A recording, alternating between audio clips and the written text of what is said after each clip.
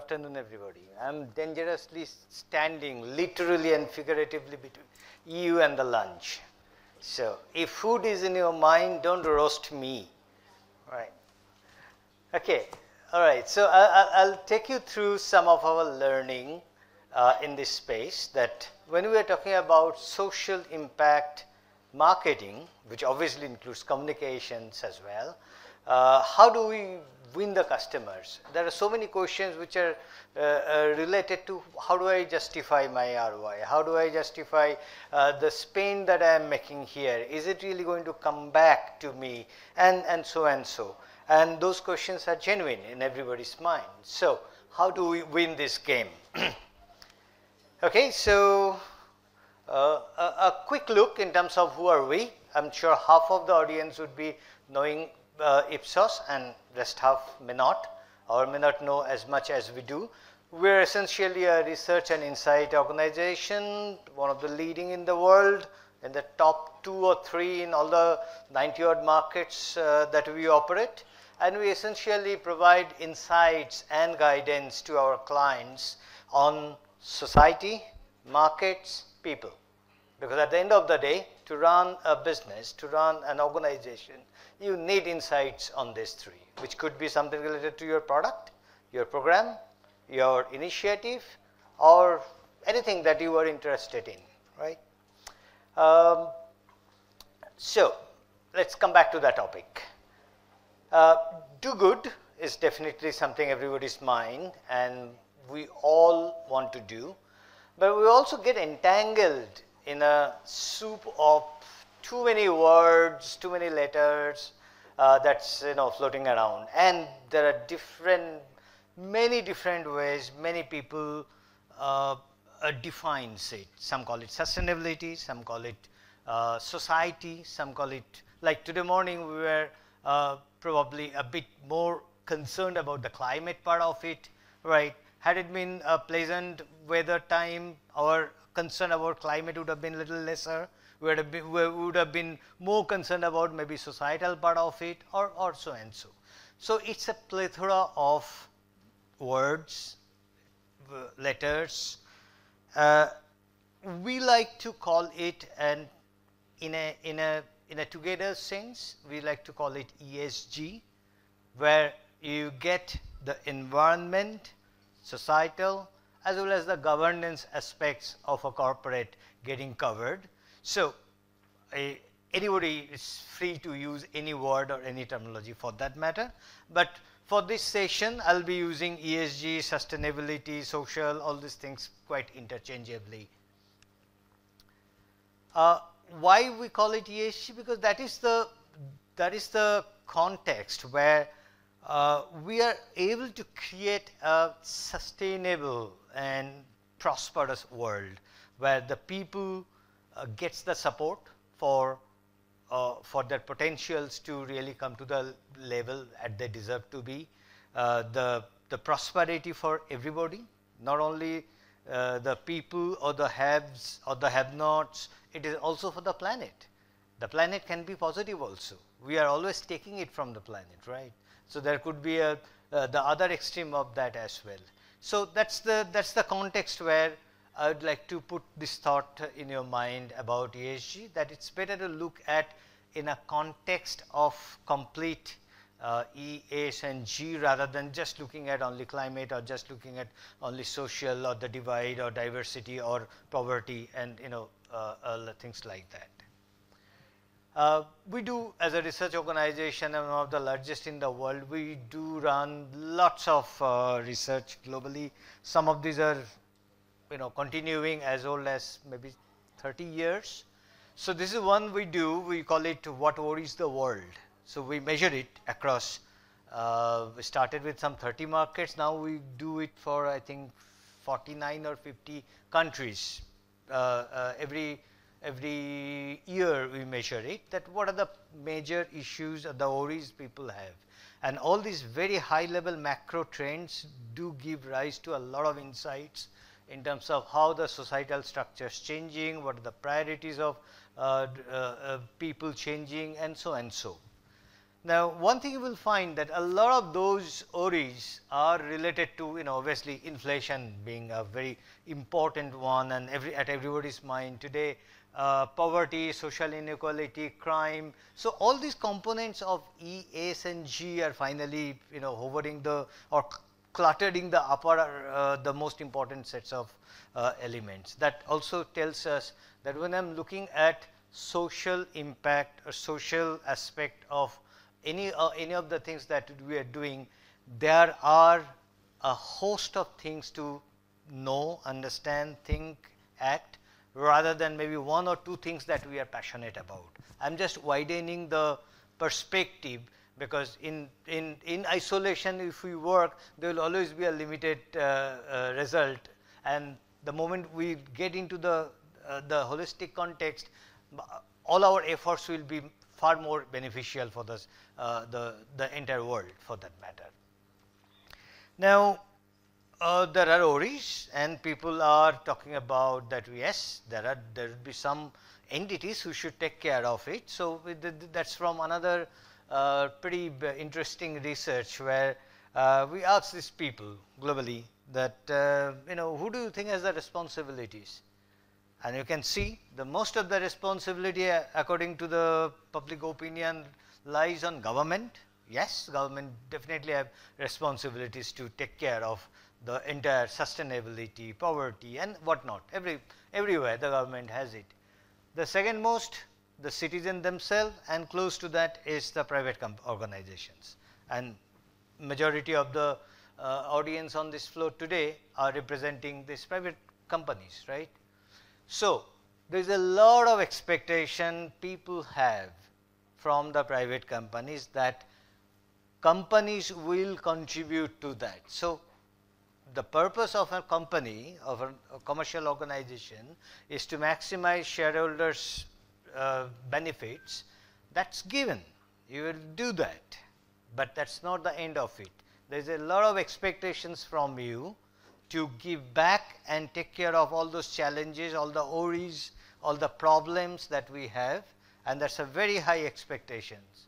And more worrisome is that there is a big gap between to what extent they think the responsibility lies on the private companies and to what extent they are living up to that expectation. You can see this 41 versus 25%. What does it mean? That 41% is the magnitude of people who are expecting private companies will be responsible or do have responsibilities for doing good for the society, apart from making money and all the other things that they're doing. But at the same time, they're not living up to the expectations. Government is also not living up to the expectations, according to them, right? But to a great extent, they're patting on their back that, well, citizen also has responsibilities, 46%, and 41% are saying that, okay, we are doing good job. So it's a state of affair in the mind of people where the two major cohorts of people, government and private companies, have lots of expectation that I have from them. They are not doing as much, but we as the citizen, individuals, we are doing a lot, right? Okay, let's park this aside and proceed. We'll come back to this thought. Now, at the same time, there is a lot of understanding that, well, companies are expected to make money, but they can make money and at the same time support good causes at the same time. Now, gradually, this is also moving towards, it's not that they can, it is they should. And that is where the thing is shifting towards, and that connected with the expectations that we have seen in the previous slide. So they have responsibilities they are not living up to, and they can do good along with making money, then why shouldn't they be doing it? And that is where the expectation mismatches happen. When the moment you are communicating to these audience, we need to understand what's going on in their mind, how they will be processing our communications, how they will be looking at our positioning, our pricing, our everything that we talk or we don't talk about. And I think we saw it in one of the presentations in the morning. It's like, yes, the organizations which are high on their sustainability, ESG performance. That means they are doing good beyond the financials. That is the obvious thing that they're expected to do. There is always an attractiveness of investors, and there is always an added attractiveness as an employer. People love to be associated with organizations who are good on that. And in this context, I'd also like to remind that there are three components, like the environment, society, and the governance element. Because these three corporates can manage, control, and in one of this research, it turned out to be that these three are quite significantly distributed. That means all three are important. It's not only the environment part of it. Why I'm repeating these? Because we tend to, at times we tend to give quote unquote undue importance only on the environment part of it. Now, environment is super critical, no doubt about it. I'm never ever questioning that. But that shouldn't be at the cost of other aspect of it. Then the social aspects may not get the due advantage, due attention that it demands. Since morning we have heard of so much of good stories by different organizations, great their sourcing of raw material to whatnot. All these are a part of governance as well, right, of the organization. Now, as a responsible corporate, if we are not focusing the governance as much, will always be there will always be one side which is weaker. All I'm trying to say is that all three are important. It is not only the environment which is to be looked at in this context. And when you look at the consumer, how do they perceive? Well, 80% feel that we are heading to a disaster. So we must do something. There has to be something which is to be done. So there is an urgency. So there is an already realization among the consumers. So our communications, our specific messages are likely to be receptive to them, rather than it's going over their heads or they're not caring for that. That's not the case. And also almost 2/3 of the population has at least this belief or the intention that if the product is from a responsible, the brand is from a responsible house and doing more responsible work, I'm probably ready to shell out a little bit more, right? So that's a big question. That's a holy grail. We all, the marketeers and the we're trying to figure out what is that sweet point, how much is it, 1 rupee extra, is it, Now, there is no one single answer to that, right? It's extremely contextual, and I would also warn that it is not to be, looked at as something it is obvious. It is yet to resonate. The behavior of the people is yet to resonate to that intention level. I feel like I'm ready to shell out little more extra, but it's still to come to that level where I can really start counting it. So right now, our recommendation would be, let's not count that part. In some context, in some products, in some markets, at some price points, at some communication context, it is proven to be giving a better ROI. And sometimes it is not yet, because this market is also developing. These communications are also developing, right? So let's park this aside. There is a big say-do gap. I say that I will pay more, but in my actual behavior could be not necessarily yet to that level. Understand this word yet, because there is a strong movement towards that, but not necessarily it is for all the type of products everywhere. Okay, now we also try to understand, well, do they really believe that what all actions to be taken, because they think that they're doing their job. So 7 out of 10 people feels that, yes, I'm taking all the actions that are possible for me, and I know what is going to save the country, save the world from climate change and things like that. But a very okay, it has moved. But a more detailed analysis shows her that mostly they are wrong in assessing their ability to understand what matters, to what extent they know. They don't even know that they don't know, right? So that is where the reality is, and they means obviously we all included, right? So we wanted to plot different, on these two axes, that to what extent it has a impact if I reduce less car, if I have a more renewable electricity, if I do a more recycling, and so and so.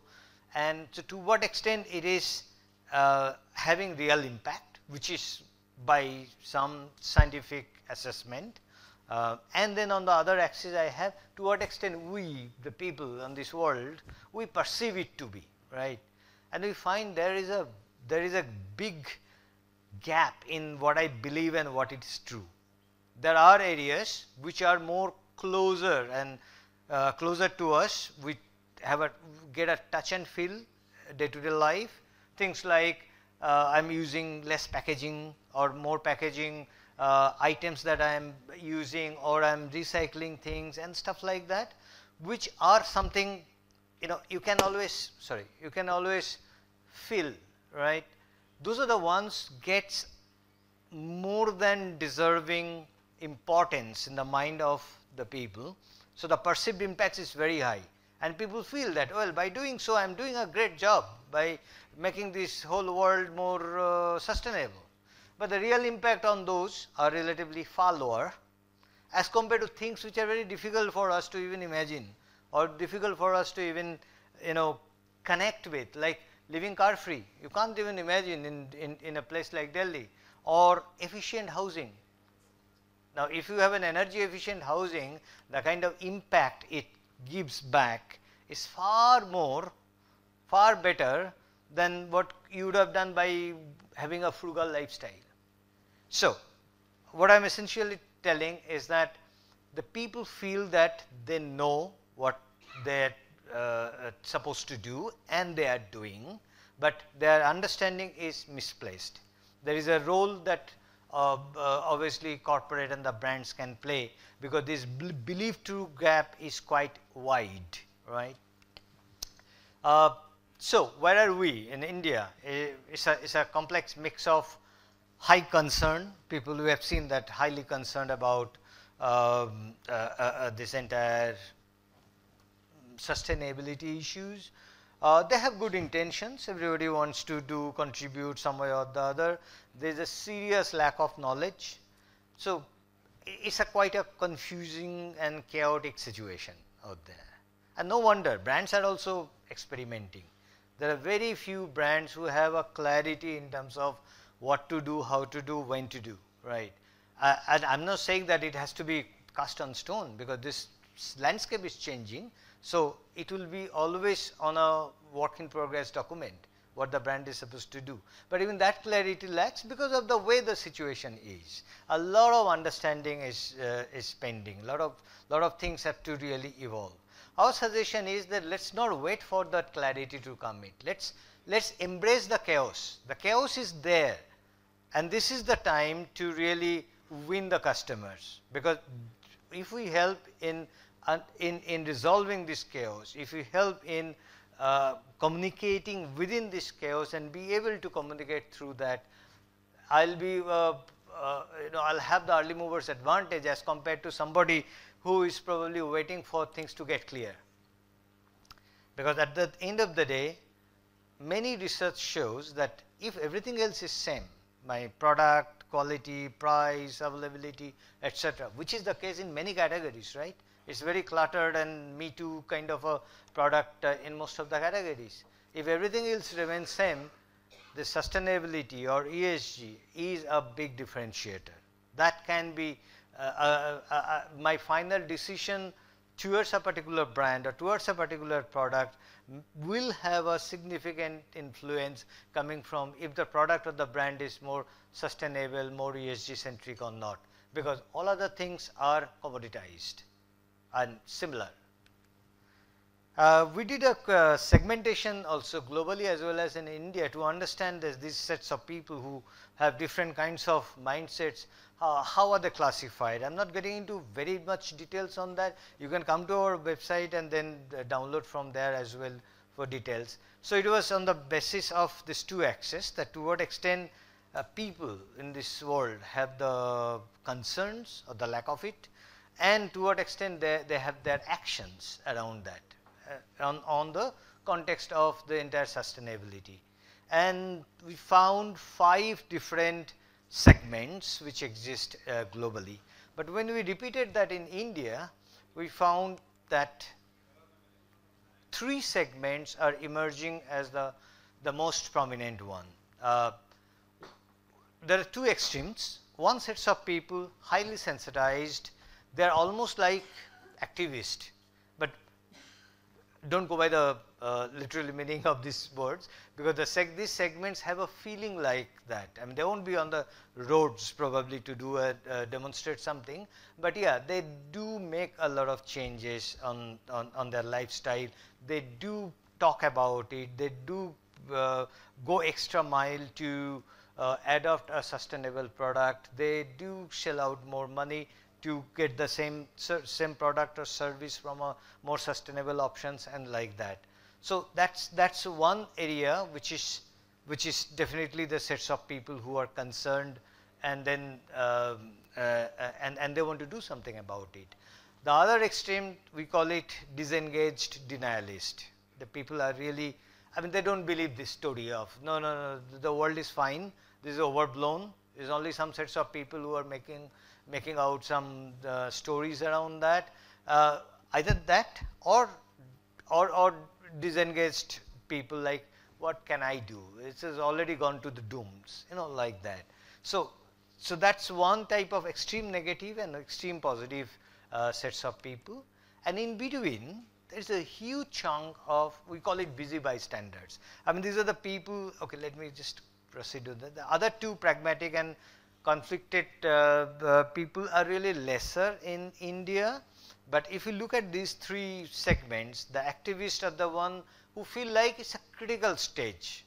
It requires some attention or the other. We have to compromise our lifestyle. We have to do something to really save the world from getting further into going down the drain. While the busy bystanders are like, they appreciate, they acknowledge there is a climate change, but it's a bit overblown.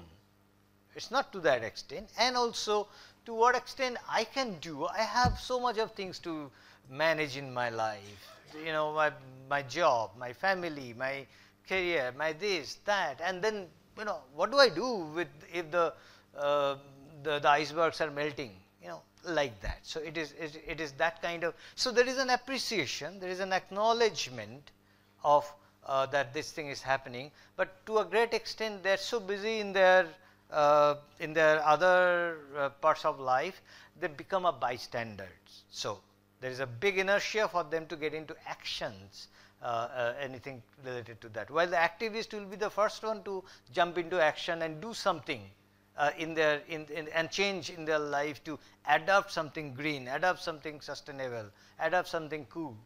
And the disengaged, the denialists are like, it's like it's all done. It's either it's like environment is not a concern, these are all blown up type, or they still like that, what can I do? And I'm not going to take any action in that. My action is not going to help. So these are broadly these 3 segments emerging, and we have a few tips for how to communicate or how to win these the 3 segments. Obviously, the activists, they are the more receptive, they are the easier one to win for that matter, and then talk about the sustainable products and services. They want to hear. They want to be associated with things like that. Even some of the government-backed programs, they want to be.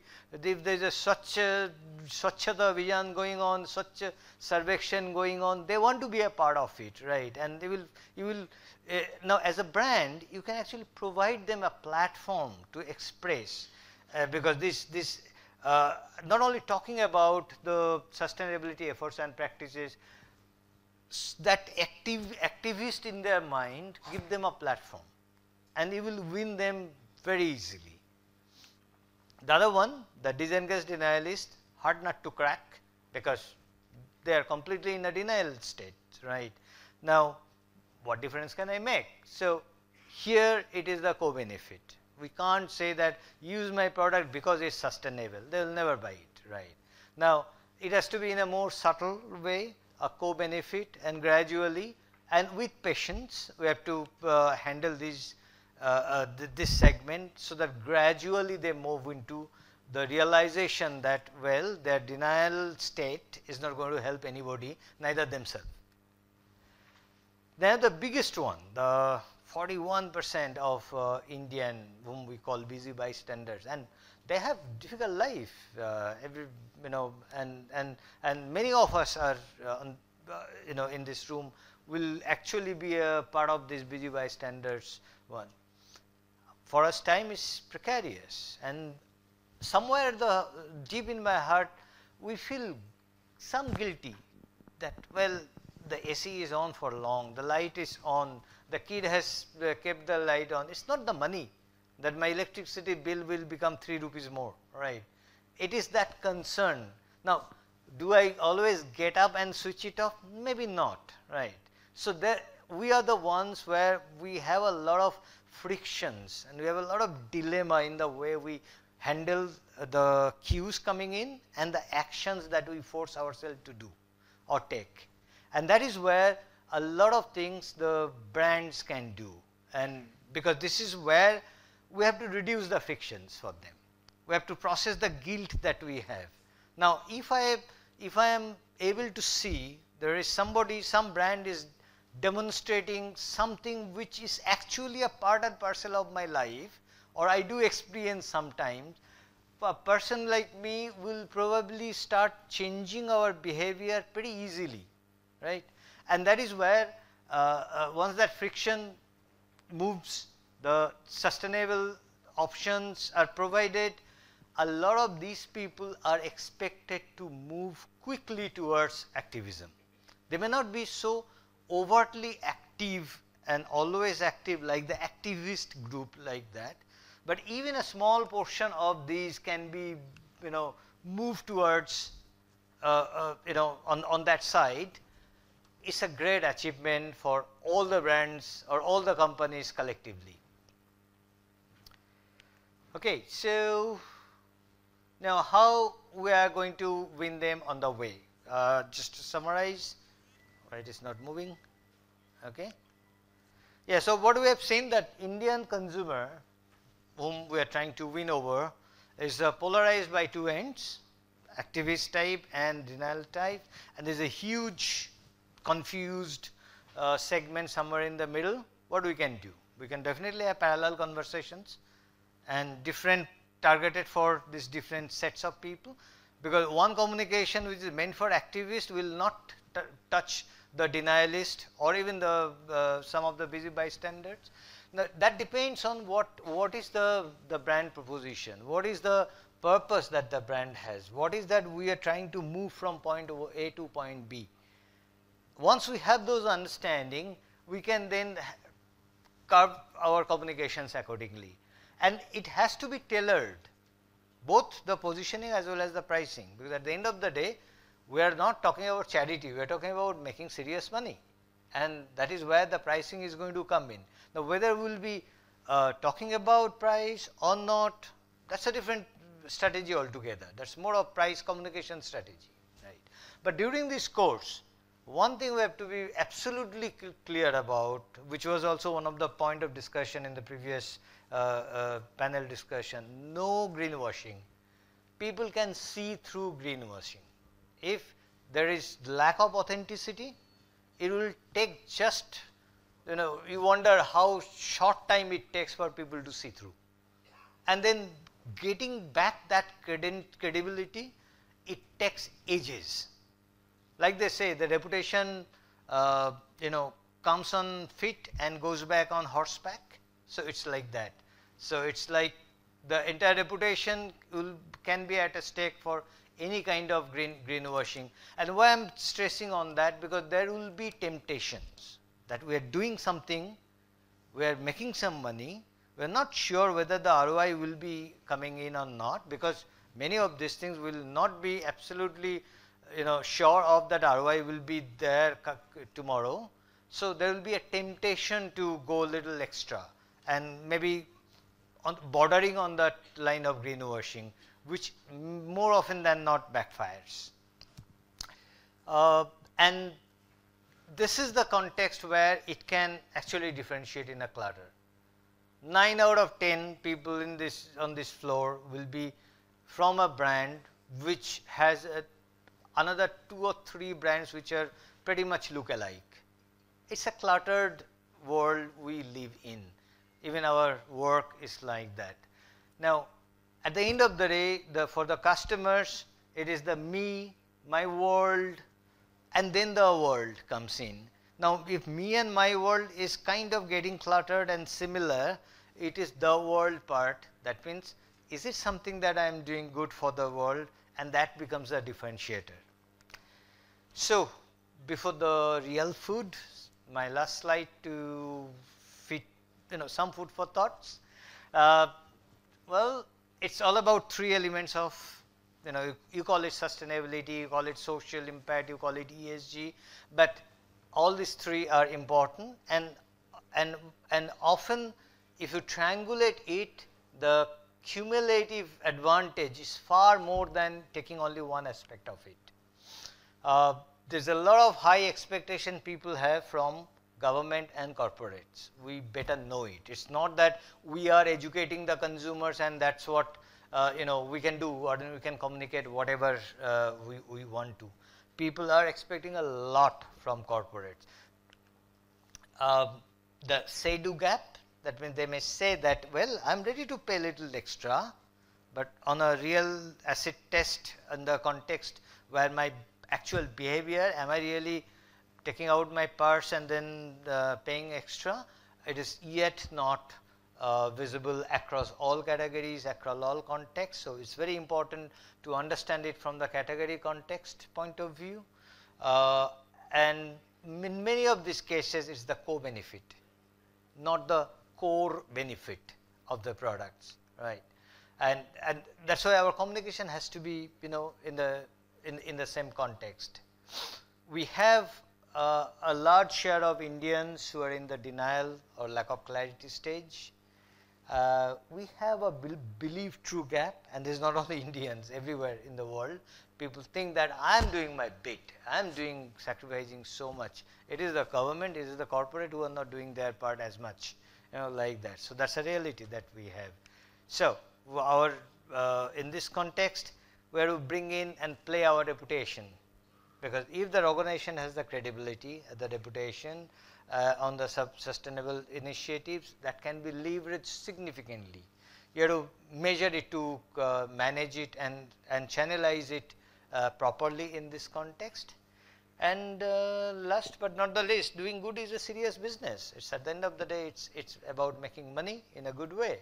And we need to understand and connect, triangulate a lot of micro trends and the evolving consumer behavior, because it's changing every day, because people are also getting exposed to a lot of stimuli and etc. So we can only stay ahead of the curve by connecting all these micro trends and understanding the consumer behavior. So yes, that's about it. Thank you very much.